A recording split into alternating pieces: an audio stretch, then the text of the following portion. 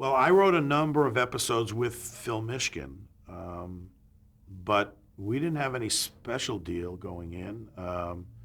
We were just all encouraged to participate creatively.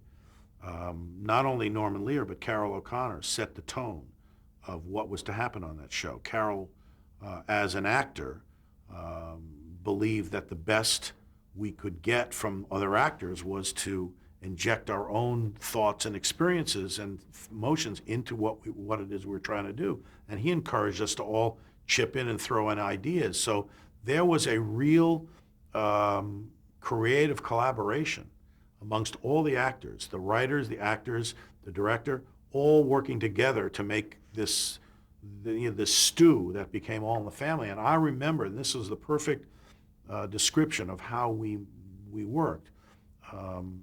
Herb Gardner was a very great playwright who's recently passed away. He wrote 1,000 Clowns and I'm Not Rappaport and many great Broadway shows. He came to visit one time and watched our run-through. Again, on Wednesday, we'd do a run-through in front of the writers and producers and everyone, and we'd shoot the show on Friday. After the run-through, we'd all sit around and give each other notes. It wasn't just the producers and directors and writers telling the actors what we needed to do, how to. We all pitched in and gave each other notes.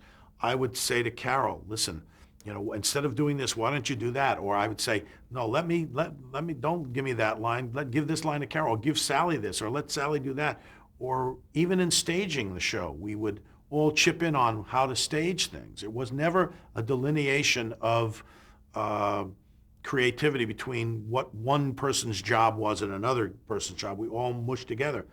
And Herb Gardner watched this exchange of ideas and crosstalk and notes being passed back and forth and said, this is creative communism. I've never seen anything like this, because coming out of the theater, the writer's word is sacrosanct, and you're not allowed to change a writer's word unless the writer, approves that. So for him to watch how we worked, he just couldn't believe what he was seeing. And that's the way we worked. And we worked so well that way that we could create on the spot things. We had the general idea for a show or a scene, and we could create right then and there. The scene about a sock and a sock and a shoe which is a very famous scene between me and Carol Connor. We kind of improvised that and made that into what it is. And I remember this, I'll never forget this, and this is the epitome of what made the show so great. We would do a show on Friday, a 5:30 dress rehearsal and an 8 o'clock air show. We'd do it 2 different audiences, and then we'd cut the best of both together. That we'd get 2 shots at doing the show. And one time we did a show at 5:30, and the whole second act laid there. It was terrible. It just stunk. I mean, it didn't work at all. And between the 5:30 and 8 o'clock, the 4 of us got together and started improvising to make the second half of the show different and hopefully work. We went on stage at 8 o'clock, never having rehearsed it, but just having worked between those times, between 5:30 and between 6 and 8, 2 hours, just working it out. And we went in front of an audience with a whole new second act of a show that was improvised in those 2 hours, and it worked. I don't remember the show. I only remember that happened. And it was astounding. It was astounding. It was such a close-knit creative machine that was working so tight together. It was like great jazz musicians who knew each other's moves so well, or a basketball team that knew each other's moves so well that you could just pass it off. You say that, I'll say this, and you come in with this, and that's the way we did it.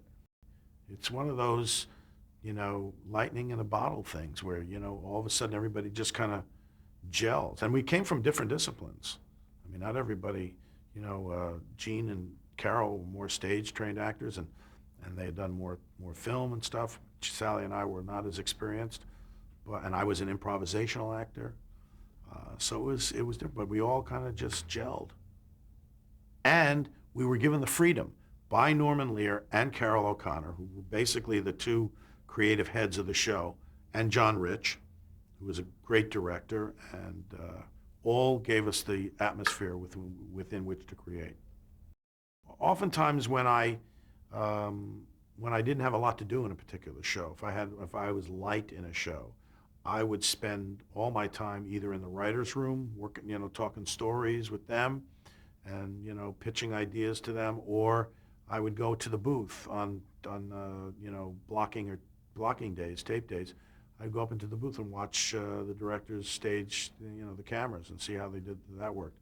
I mean, I basically went to school there. Whenever I didn't have stuff to do on stage, I was either in the writers' room or up in the control room watching the cameras.